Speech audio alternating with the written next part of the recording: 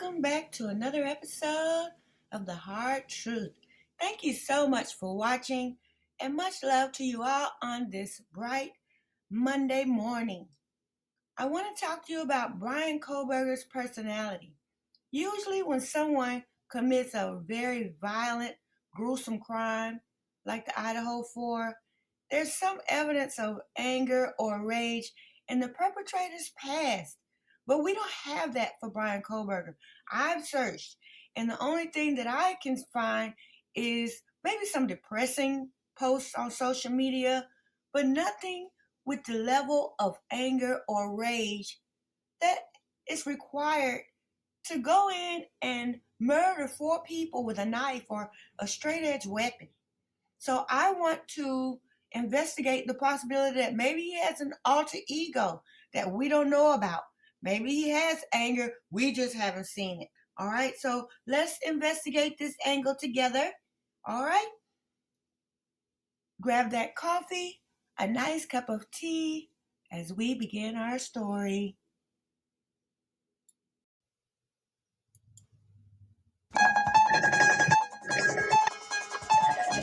Dr. David Banner, scientist searching for a way to tap into the hidden strengths that all humans have. Then an accidental overdose of gamma radiation alters his body chemistry. And now when David Banner grows angry or outraged, a startling metamorphosis occurs.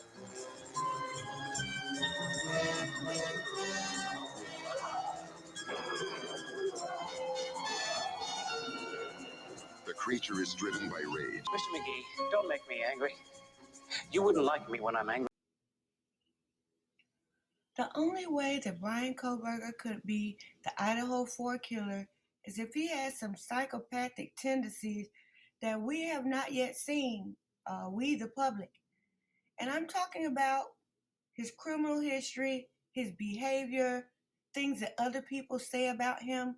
There should be some evidence that this man has some type of psychopathy in his personality, that he has anger, rage, something that is intense enough that he could have committed this type of crime for whatever reason. It doesn't matter the motive. Look at the brutality involved in the actual crime. Who could have done something like that? And so I want to look at what other people who actually know Brian Kohberger have said about him and in his history to see if there's any evidence that he has anger or rage enough to commit this type of crime.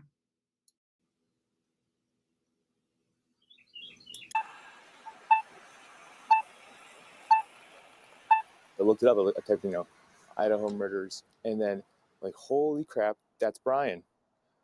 That's Brian. I know Brian. That's wild to me. This Pennsylvania man has been friends with Kohberger since the 8th grade. How did he get started in drugs? He got in drugs.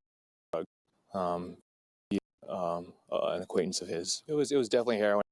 Pretty darn good. He reveals the ups and downs. Very intense stare. I remember that. I'll never forget that. Looking right into my soul almost, as we were having this back and forth. When the two of them ran with a group of boys in this neighborhood near Albrightsville, Pennsylvania. I want to say he wanted to be a cop since he was younger. What kind of teenager was he? He was pretty normal.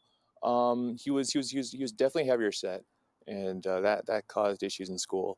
I believe it was the weight loss first, and I was, I want to say 14 to maybe 16, between there was.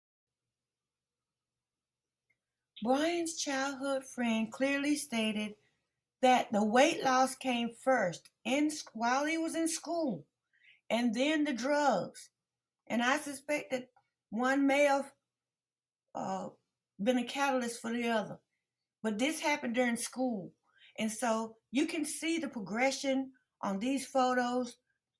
If I had to bet whether he was on drugs or not in the first 3, I would bet that he was. And so this was a progression. And by the time we get to this third picture, where he clearly had some struggle with controlled substances, he had already been through weight loss. He was not some young whippersnapper anymore on this picture. And so all the people saying that this third picture is not necessarily him on evidence of him having a drug addiction and may have had to do with his weight loss. His friend clearly said that the weight loss occurred while he was in school. And so this picture, this third picture, he was older. I believe this was taken in 2020 or 2019. By then, he had already lost weight. He had already been through his, he had already been using drugs. And so at this point, we can't associate his appearance with weight loss. This is drug addiction. Now, this last picture, when he came to WSU, to me, he looks healthy. He looks like whatever he was doing, he got beyond it. It looks like he had found some way to clean himself up. I don't know if it was rehab or just self-will, and he looked completely healthy at Washington State. So in his past drug use at Washington State, he appeared to be clean. That's just my opinion. But what do you say about this one? The big weight loss. I could be wrong on this, but I'm pretty sure that's what it was. And then it was the drugs. How did he get started in drugs? He got in drugs via an acquaintance of his. It was definitely heroin. It was pretty gnarly. Bayless doesn't know exactly when Kohberger got clean. Last I saw him, he was pretty lucid. But the two reconnected after Kohberger enrolled at DeSales University in Center Valley. I've always been kind of fascinated with kind of how the brain works and how people think and why they do what they do. And so my senior year, I ended up in a biology class, which is where I met and interacted with Brian Kohberger. What were your first impressions of the guy? Brian seemed normal enough. One of the big parts of that biology class that we were in, we had a group project as a part of our final grade. With 4 DeSales classmates on the project, Kohberger was chosen as team leader. Not surprising for the student DeSales professor Michelle Bolger called brilliant and one of the best students ever. The way that he came across in his speech, kind of person who has to use big words, the one always raising his hand in class. And what happened then towards the end of this whole thing? We're approaching the due date, and I was feeling like I was left out to dry. Bernard James says Kohberger completed the class project without including him, resulting in a failed class in Bernard's final year at DeSales. Now, the first thing this young man said was that Brian seemed normal enough. And then he's talking about getting left out in this project, which to me does not sound like the truth. Because in a group project, usually everybody gets the same grade, regardless of who put in the effort. This young man could have done his part and turned it in to the teacher to say, hey, I did do something here. It's almost like he's blaming Brian for a failing grade. And so I don't believe that part. Now, let's listen to the other section that now he's saying negative things, but it's after he blames him for his failing grade. He confronted Kohberger in the university library. I remember him being very straight-faced, very almost emotionless with this. He kind of a small smile on his face.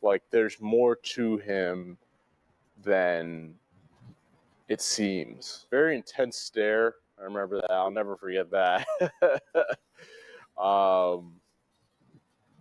Looking right into my soul almost, as we were having this back and forth. Manipulative, cold. I mean, it's not every day you expect to come into contact with someone who's accused of something like that, but I see it in some ways. I see the calculated side of him. We're talking about 4 vicious stabbings here. Yeah. Could your friend have done this? I hope he didn't do it. I'm a big believer in innocent until proven guilty. So I hope someone I know didn't do that. Here in Brian seemed like he was on the knife's edge between exhaustion and burnout, and at the time it was extremely difficult to tell which was which. On the knife's edge, That's how Ben Roberts described Brian Kohberger's demeanor before he left for winter break. Here's another example of someone that it seems they were being paid to say certain things.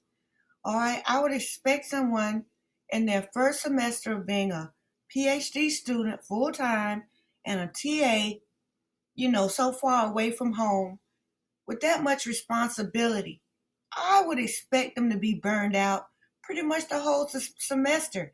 He wasn't used to that schedule. That was his first semester. And why would you say he was on a knife's edge? Who told you to say that? I think that's very ignorant that someone would get on TV and describe somebody as being on a knife's edge that's being accused of killing 4 people with a knife. I think that's just kind of ridiculous. Like most others, Roberts learned on Friday that his graduate classmate in criminology may be the criminal behind 4 stabbing deaths. It was very odd realizing that I just spent the last couple months sitting opposite in class to somebody who has such heavy allegations against them. November 13th. I did notice that he became a little chattier. He became a little more animated. Mostly what I noticed, though, is he was always showing up a little late, and he was always showing up with a cup of coffee in hand. He seemed like he was more exhausted going into the tail end of the term. Right after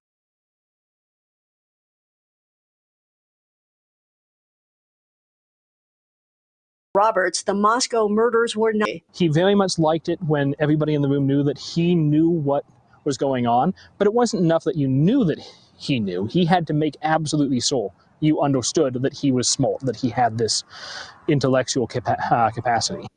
At the W. It was pretty interesting because I never met someone who studied criminology in PhD and then with something with like psychology background. And he told me it's fascinating on what he's doing and stuff like that. So I was like, oh, cool. Kohberger was actually in my house, and it's, that's a pretty frightening thing to know. Because Tom Arntz says his kids went to school with Kohberger in Pennsylvania. He said some things are a little odd with him. He was always like he had to be like the number one person in the room. Over the years, my son said he changed a little bit and he got pretty aggressive with him and mean to him and stuff. And my son broke off relations with him. He just never seen him anymore. When we talked to him there, everything seemed, normal. He was polite and everything. It was very, very weird to hear this stuff.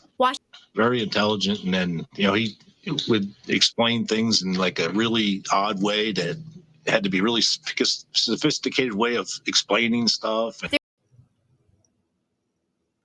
Notice that so far, most of these guys have used the word normal to describe Brian Kohberger somewhere in their interview. The red flag for this last interviewee is that he's speaking for his son.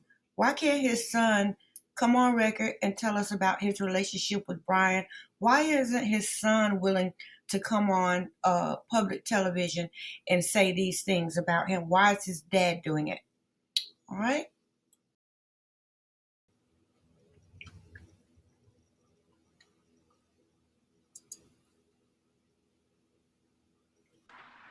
I used to go on night runs with him because, I didn't want to go running at night by myself. So I would text him hey, you want to go for a run? We go for 6-7 mile runs at night. So when I saw who it was, I was just in complete shock. I'm still kind of shaking knowing about that. It's just unreal to think somebody could actually do that to somebody. It's absolutely mind boggling. My adrenaline's still kind of running after finding that information out. So just I feel for the families, and I'm just happy justice can be served now. So.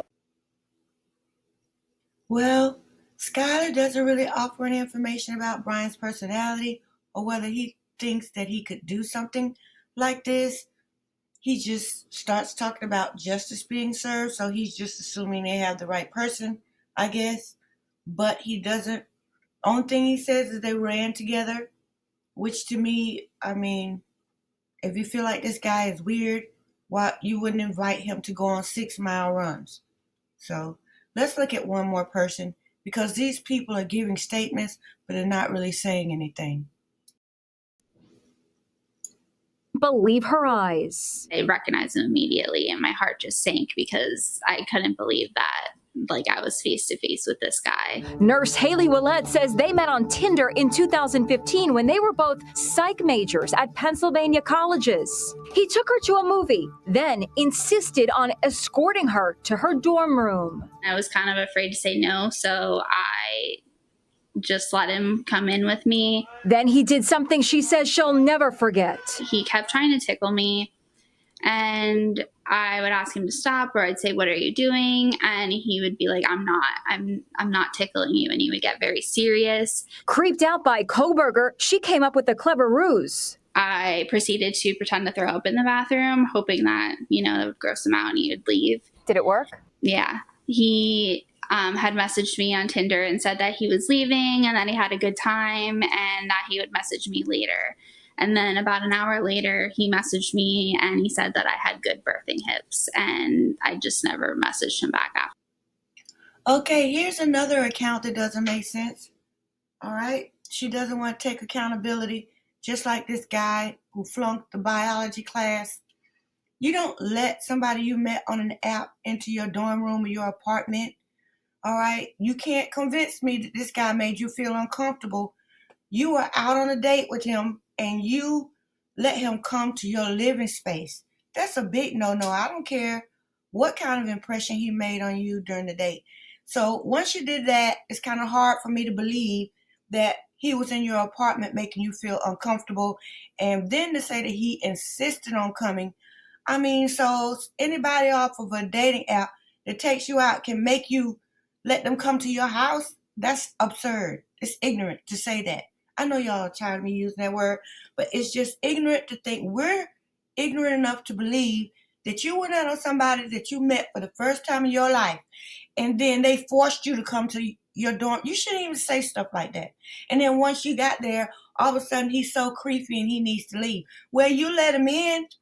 All right, so none of that's credible. We're going to have to find out about Kohberger's personality and whether he has any deep, dark, psychopathic tendencies on our own, because these people are just reading from a script and cashing a paycheck. Now, what do you think about these?